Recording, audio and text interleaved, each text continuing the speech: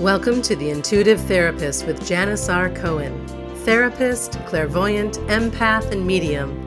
Listen in as she takes a no-nonsense, deep dive into real human struggles and how to resolve them. Janis will share channeled information from her spirit guide team, as well as angels and archangels, to help you master your emotional, physical, financial, and spiritual destiny. And now, Janis R. Cohen. Hey y'all, this is Janis Cohen, the Intuitive Therapist, here on the Intuitive Therapist podcast. So glad you're joining me today to hear what I have to talk about today. I always love doing a podcast, and thankfully gotten some great feedback, and I love that too. So my hope is that each episode is helpful. I have clients all the time who come to me because they get stuck and they don't know what to do. They say they don't know what to do. And interestingly enough, and I giggle because I know after 26 years of doing this that everybody knows how to get unstuck. They just get stuck in thinking that they're stuck. So the focus of today's podcast is talking about the key to getting unstuck when you feel stuck. So I want to ask you a question. How many times have you felt like you've had no other options but the ones you come up with? Have you ever thought about that? Like when you get stuck, you're thinking, I can only do A or B, and you're in your own trap of your own mind. How many times have you felt trapped and stuck and panicked in your life, not knowing where to turn for help or what next steps to take to get out of the dark hole that you think you're in? On a regular basis, like I told you, I encounter clients who struggle to see beyond the options of their mind. And to be honest, trust me, I've been stuck in that optionless place myself, and it truly sucks. It made me miserable. I felt trapped. I felt stuck. I felt resourceless. And clients who come to me feeling this way, they also have a hard time thinking outside of their proverbial thought box. And they get themselves into a whole bunch of emotional mess because they believe they have no way out. So have you ever wondered what actually happens to you when you feel stuck and out of options? Like, what's the snag that happens? When I was thinking about this question, what came to my mind is that when we feel stuck, we tend to forget how to look at a situation differently. And all that really means, y'all, is learning to think like somebody else, not us. And it's so hard. It's so hard, but I'm going to talk to you about how to do that because I truly believe that today's podcast can help you, those of you who feel like you can't get out of your own way to solve a challenge or figure out another way to do something. So it's like you're calling on one of your archetypes. And I'm going to stop there and let y'all know that I recorded a podcast about archetypes earlier on when I began my podcast. So I want you to go back to that. I believe it's called, has to do with archetypes. I can't remember the title right now, but it's one of the earlier ones where I talk to you about the different parts of yourself and how you can get in your own way and how you can get out of your own way.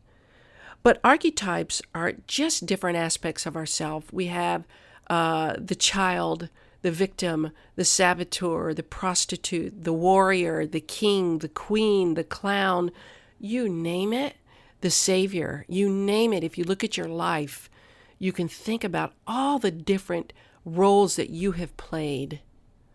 And those are your archetypes. So the way I think about it is, in order to become resourceful, you've got to become a different part of yourself. You've got to tap into that other part of yourself. So some may call this archetype, the one that is resourceful, the resource finder, or the detective, the one who really looks at all the details, all different aspects, changes the perspective of things to find out a way to figure out the solution. Maybe you call yourself the problem solver. Maybe you call yourself Wonder Woman or the Bionic Man or the master of all things. Whatever archetype label you can give to yourself to liberate you from feeling stuck, I want you to think about doing that. just whatever name fits for you that comes up. You can change it at any time. You could actually kind of do a funky evaluation and think about what names would you give all of those aspects of yourself. So when you get a chance, go back and listen to the archetypes recording that I made. So really you can give, like I said, any name that you want that fits for you, but you have to remember to call on this archetype when you're in what I call a choice bind. So I'm also suggesting that you find somebody you trust to hash out the issue. But here's the catch. This person has to be somebody who doesn't just collude with you in your misery. And for those of you who are confused about what the word collude means, it means somebody who's going to join you in being unhappy and feeling stuck and encouraging and reinforcing your resourcelessness. So I want you to find somebody who can look at things from a different perspective. This is somebody who has the capacity to offer you a different point of view so that you can resolve your challenge. And this person needs to be able to identify options and share them with you so that you can try them on to see if they fit. And it may be that you reach out to other people and, they tell you the same thing and you don't like it. Maybe they tell you 10 different things and you don't know which fits for you. That's the time when you need to percolate on everything you've understood, everything you've heard, and see what truly fits. And if you truly want to get out of your situation unscathed, then you just might need to try on something new that maybe you feel a little intimidated about. Maybe you're uncertain, but if you trust that person enough who has suggested it, you might take a leap of faith and move forward. I don't know if you have ever thought about what the underlying feeling is that prevents us from making decisions. Most of the time, most people don't think about these things. They just feel what they feel. They encounter themselves in different situations, but they're not really, and it's to no fault of y'all's own. Don't worry about it, but I tend to be hypersensitive to the root of things because that's kind of what I do. I figure out the root cause of things so that I can help people move on. But I'm going to tell you that there's a number one feeling that prevents us from making decisions and making choices and taking action in any part of our life. And that one feeling is fear. When we don't know what other outcomes exist, we have to choose from what we know because that's the safest. We don't know what other choices are out there. When we believe, whether consciously or unconsciously, that we're not able to handle any unexpected outcome, right? We lean back into fear and we choose from that place. We begin to think in black and white, good or bad, right or wrong. And I'll be the first to tell you that many of the best choices that we can make are really in what I call the gray space. It's that space between the choices that we believe are the only options. The gray space is uncomfortable. It's the unknown. We don't know what it will lead to. But literally, that is probably the most fruitful place you could be versus just being so clear about A or B. You see, we're never without options. The gray space, y'all, is what I call option C. When we always have a third or fourth option, we feel great. But I'm going to tell you, we always do. We always do. Unless you're in a life or death situation. Now, when I talk about things today, I'm not talking about extremes. I'm talking about every day when you encounter a situation where you have the potential, the option to grow, but you slink back into fear because you don't know what people are going to think. You don't know if you're capable of stepping up. You're scared to be seen, right? It's those choices I'm talking about. I'm not talking about safety. So there's always a third or fourth option. They're just harder to imagine because we've already committed to only two options that come easily to us. Does that make sense? So we go with what we know, and some of the best choices are going beyond our comfort zone and thinking differently. So we are never without options, never. Sometimes we have to look at things differently in order to uncover the alternatives. Sometimes we have to learn to voice our fears to somebody who can help us to look at life a little differently. sometimes we have to take risks. Y'all, and I don't mean sometimes, I mean we should be taking risks more often than not. It's not always the best to play it safe. Because usually when you end up playing it safe, and again, I'm not talking about extremes, when you end up playing it safe, you know inside that you're not living up to your full potential. So we have to do things differently than we've ever done them in order to have a better and happier life. I had a client, I'll call him John, who struggled in a relationship. He was always a very established person, black and white thinker. His mind ruled more than his heart, although he happened to be a very sensitive guy, very strong, tough guy too. He found his game changer woman, and he freaked out.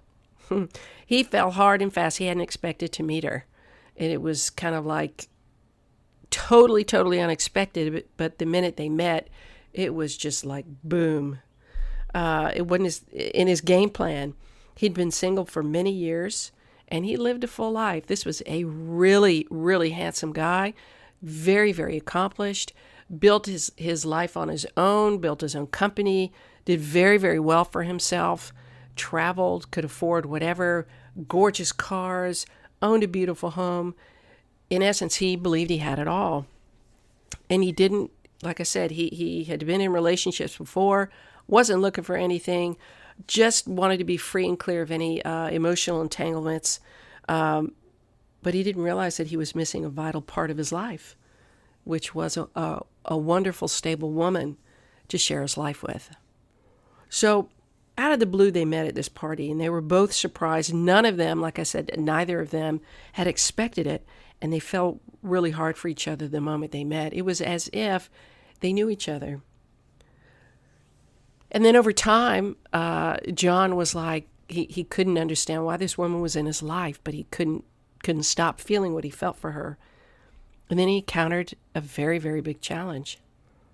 And the challenge was to face his fear of becoming emotionally vulnerable and really getting close to somebody and bringing this woman into his life, or to run. And guess what he did? He ran. But he couldn't shake her. He loved her, and he knew it. He knew he needed her in his life. So time passed, and he couldn't stop thinking about her. And so he reached out. And when they finally got together, because she still loved him, she didn't want the relationship to end. But you can't make a relationship work if there's a runner in it. You have to let that person go. So she did, and she moved on with her life. And very shortly after they broke up, probably within a month, he resurfaced. He was scared because he had a young child, and he was afraid to bring a new woman. He had never introduced his child to anybody, but to bring somebody into his life because he was so dedicated to his child. And he did not want to do anything to have his child feel less than 100% important. And that's one of the things that this woman just completely loved and respected about him, is that he was so devoted to his child. So fortunately, they got together. They had some heart-to-heart talks, and they talked about reuniting, and they agreed that they would move forward together. And one of the things that was really cool about her, because she got option C, she got the concept of option C, she knew him really well. She knew that his head ruled his heart in a lot of ways to keep him safe. And that's what happened when he ran. He got scared and he said, I don't know how to do this, so I'm not going to do this. But his heart was dying inside. So she was able to help him understand how to think differently about his fear, and how their partnership was really too good to pass up because he was scared. And the thing that she reinforced mostly was that no matter what, they had to be able to talk about things and know that together, because they committed in a partnership, they were going to deal with things together no matter what they were. And she knew, and I think he knew, that she was patient enough to be a part of his life, and they would grow together. So I want you to think about times in your life that you felt stuck. It may have been in a romantic relationship like John. It may have been with a job. It may have been when it comes to relocating. Whatever it is, and it could be along a spectrum of difficulty. But think about a time that you felt stuck, or times that you felt stuck. Think about what questions you asked yourself. Were the questions you asked yourself, do they offer you resources, or do they keep you stuck? Because I've taught before about quality questions. If you ask high quality questions to yourself, you're going to get high quality answers. If you ask low quality questions, you're going to get low quality answers. And a low quality question would be, why is this happening to me? A high quality question is, okay, so A, B, and C is happening right now. Okay, what do I do so that I can use this to have a better life? That's a high quality question. So I hope you understand the difference. So when you think about what questions you asked yourself, think about the thoughts that you had. Were thoughts like, you're screwed. There's no way out, no options. You're just going to have to choose one and jump. Did you keep your thoughts to yourself, or did you seek somebody out who could help you look at things differently? Did you ever consider asking anybody for help? Can you imagine what life would be like if you looked for option C in all situations instead of limiting yourself to only your thoughts and your perceived options? Like, think about the liberation you could feel, right? Or if you had people in your life, whether they were friends, family, or a neutral party, like a therapist or coach, or a mentor who you could run things by. So can you imagine that? When you look at your life, when you look back at your life, can you see other choices you could have made in certain situations? Now that you're out of that situation, can you see how perhaps fear played a part in your limiting beliefs and in your ability to consider other options? If you're somebody who struggles to move beyond the limiting beliefs and emotional blocks in your life, please hear what I have to say today. Seriously, been there, done that, worked with a lot of people who come in and say their first response to a question I have, like, what are your options? Like, I don't know. And I tell people, in sessions with me, you have 3 I don't knows, and then you're going to have to answer the question. And I do that with children and adults because I know you know the answer. I know. And it's my job to get that out of you. So you're never stuck like you might want to believe. And like I said, after 26 years of being a therapist and after decades of my own self-development, I can assure you that there is always option C, option D, option E. We just have to look at things a bit differently to find them. And we just have to understand that fear never gives us options, only limitations. I'm going to say it again. Fear never gives us options, only limitations. When fear rears its ugly head and you feel optionless, hear my voice in your head. I hear that all the time. My clients say years and years back, Janice, I hear you in my head and I know what you would tell me to do. And I did it and it worked. And I'm like, yes. Reach out to somebody. Find somebody who can help you look at your situation differently. Seek out an expert with whom you can talk about your challenge. And most importantly, check in with your intuition because it's never going to lead you astray. If you feel like and you believe you have nobody in your life, nobody who can guide you into a better perspective, no good friends, you feel like you're alone, I am here. And I want you to hear my voice when I say to you, call me. Reach out to me via email at janice@janisrcohen.com. Call my office, 404-558-3971. Call me. You always have me in your corner. I hope that this has been helpful for you today to know that there is always an option C, always, you're never stuck, and you're never without somebody who can support you, because I'm here. And if you feel like this podcast has been helpful, hop over to iTunes, please, and rate and write a review. The more reviews and ratings I get, the higher my ranking gets. And I'm so grateful for all the people who've already gone over and done that. It's really been great and such nice feedback.